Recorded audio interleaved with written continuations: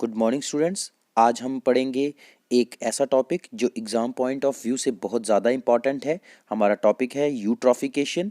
हम इसमें पढ़ेंगे what are the types of eutrophication, its sources, causative factors and effects and controls of eutrophication.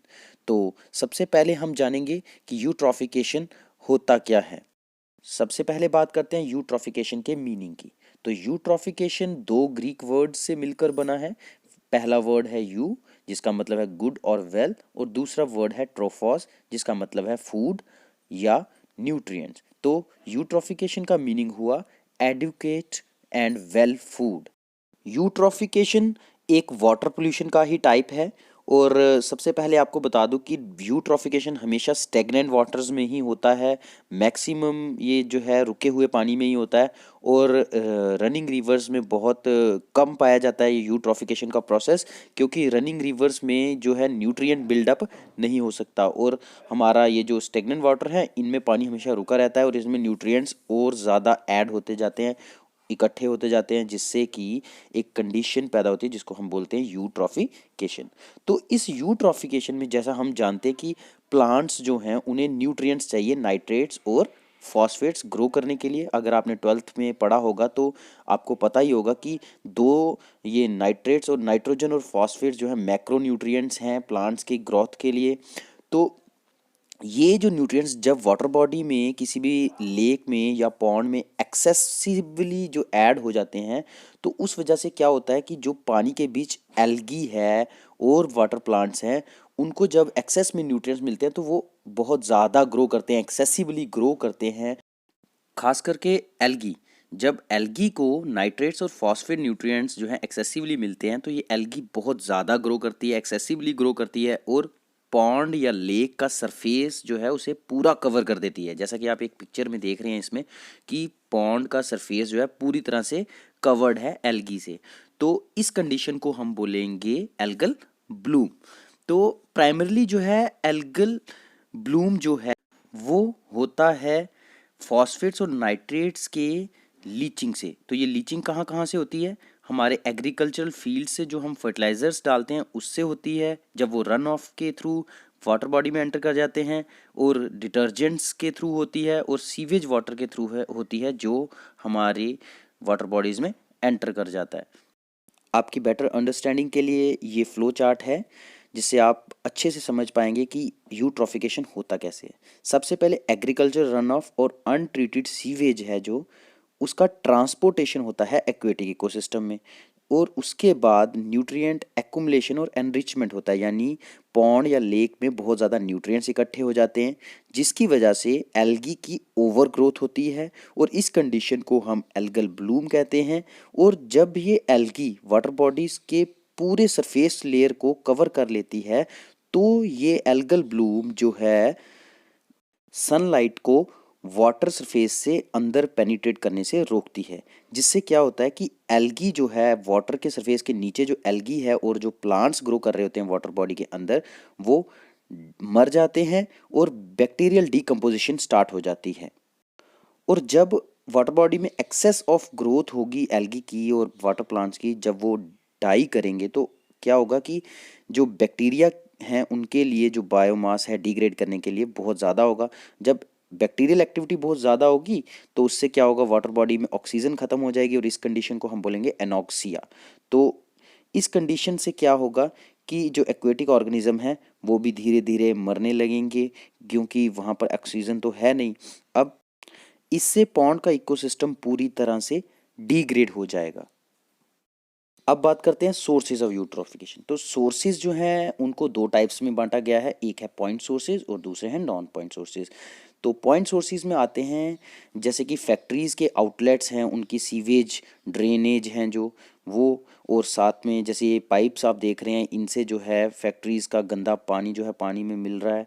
तो ऐसे sources को हम इजीली कंट्रोल कर सकते हैं। अब दूसरा आता है नॉन पॉइंट सोर्सेज, जैसे कि एग्रीकल्चरल फील्ड से जो रन ऑफ आता है, और इसे कंट्रोल करना बहुत ही मुश्किल है।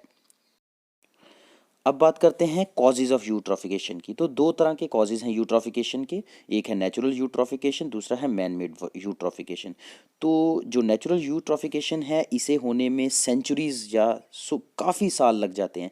लेकिन जो मैन मेड जो क्लासिकल यूट्रॉफिकेशन है इसमें क्या है कि जो न्यूट्रिएंट्स हैं वो रेगुलरली वाटर बॉडीज़ में ऐड होते हैं, जिसकी वजह से 10 साल में या 20 साल में जो वाटर बॉडीज़ हैं पूरी तरह से ख़राब हो जाती हैं।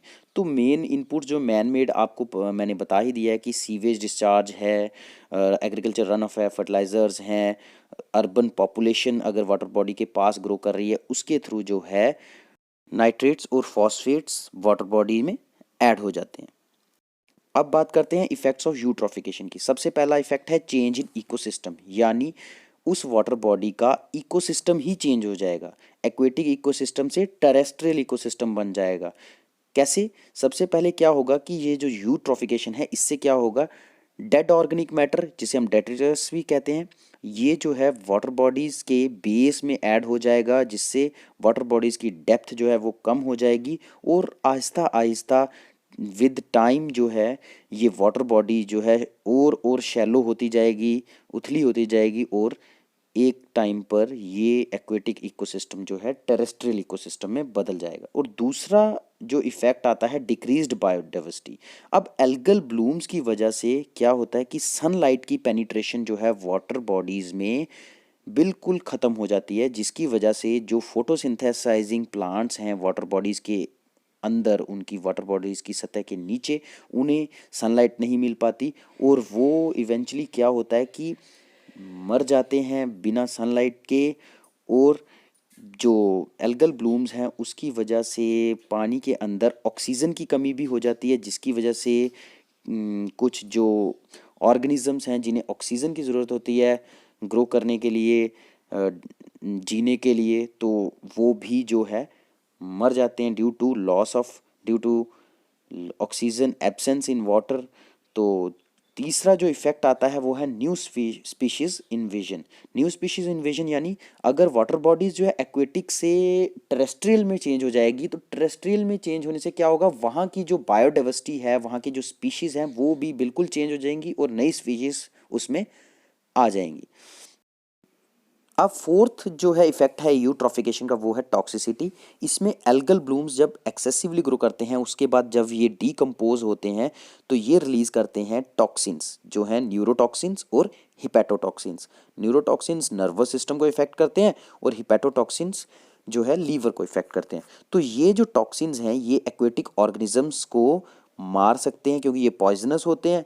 उसके बाद ह्यूमंस में भी इसका नेगेटिव इफेक्ट पड़ सकता है। अब दूसरा है डिक्रीज्ड वाटर ट्रांसपेरेंसी, यानी पानी की ट्रांसपेरेंसी पारदर्शिता कम हो जाती है और टर्बिडिटी बढ़ जाती है। और कोरल रीफ्स का जो है खत्म होना यानी लॉस हो जाना। कोरल रीफ्स भी एक लिविंग क्रिएचर्स हैं, अगर वहाँ पे एनॉक्सिक कंडीशन या एसिडिक कंडीशंस होंगी पानी के अंदर तो ये भी जो है ख़त्म हो जाएंगे। और पानी की फिजिकल प्रॉपर्टी पे इफेक्ट पड़ता है इस एल्गल ब्लूम का, जैसे कलर चेंज हो जाएगा, स्मेल चेंज हो जाएगी। उसके बाद एस्थेटिक रिक्रिएशन यानी हम जैसे वाटर बॉडीज़ को देखने जाते हैं, घूमने जाते हैं, अगर वो गंदे हो जाएंगे तो हम वहाँ जा नहीं पाएंगे। और अगर हम इस पानी को, पॉन्ड्स के पानी को अगर ट्रीट भी करें तो इसके फिल्टर्स जो हैं मशीन्स के वो क्लॉग हो जाते हैं।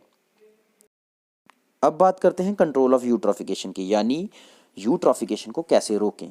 तो सबसे पहला ऑप्शन है ट्रीटमेंट। अगर जो स्टॉर्म वाटर है यानी जो बह कर आता है पानी या स्ट्रीट से जो पानी आता है, अगर हम उसे पहले ट्रीट करें, साफ़ करें, उसमें से न्यूट्रिएंट्स को निकाल दें और फिर जो है वाटर बॉडीज़ में जाने दें, तो इससे क्या है कि यूट्रॉफिकेशन रुक सकता है। उसके बाद हम व्हीकल से जो नाइट्रोजन की जो ऑक्साइड्स हैं इन्हें कम कर दें, इनका एमिशन कम कर दें, तो भी हमारा यूट्रॉफिकेशन रुक सकता है। उसके बाद ऐसे मेथड्स हम डिवाइस करें जिनसे जो है नॉन पॉइंट सोर्सेज जो हैं पोल्यूशन के वो कम हो जाएं। उसके बाद आता है ट्रीटमेंट ऑफ इंडस्ट्रियल इफ्लुएंस। वही बात, अगर हम इंडस्ट्रीज से जो इफ्लुएंस निकल रहे हैं उनको ट्रीट करें तो भी यूट्रॉफिकेशन रोका जा सकता है। अब हम फर्टिलाइज़र्स को अगर एफिशिएंटली यूज़ करते हैं, उनको एक सीमित मात्रा में यूज़ करते हैं, एक्सेस में यूज़ नहीं करेंगे तो कम रन ऑफ होगा, तो इससे भी हम जो है यूट्रॉफिकेशन को रोक सकते हैं। अब लाइफ स्टॉक वेस्ट को रोकना है ताकि पानी में एंटर ना करें, ये भी एक ऐसा जो है स्टेप है जिससे हम रोक सकते हैं यूट्रॉफिकेशन को। उसके बाद है ऑर्गेनिक फार्मिंग। हम जो है ये जो फर्टिलाइज़र्स हैं जो फैक्ट्रीज से आ रहे हैं इनका यूज़ कम करें और हम ऑर्गेनिक तरीके से बायो फर्टिलाइज़र्स यूज़ करें। उसके बाद एल्गल ब्लूम्स, अब हम मैनुअली या वाटर बॉडीज़ में एल्गी बहुत ज़्यादा ग्रो कर गई है, उसे अगर हम रिमूव करें तो भी एल्गल ब्लूम्स कम हो सकते हैं। उसके बाद कॉपर सल्फेट की सोल्यूशन या फिर क्लोरीन को हम यूज़ कर सकते हैं, क्योंकि कॉपर सल्फेट एक एल्गीसाइड है जो एल्गीज़ को मारता है, और क्लोरीन जो है वो वाटर बॉडीज़ में जो माइक्रोब्स हैं जो बैक्टीरिया हैं उनको ग्रो करने से रोकता है। तो इससे हम इस तरह से यूट्रॉफिकेशन को रोक सकते हैं। If you like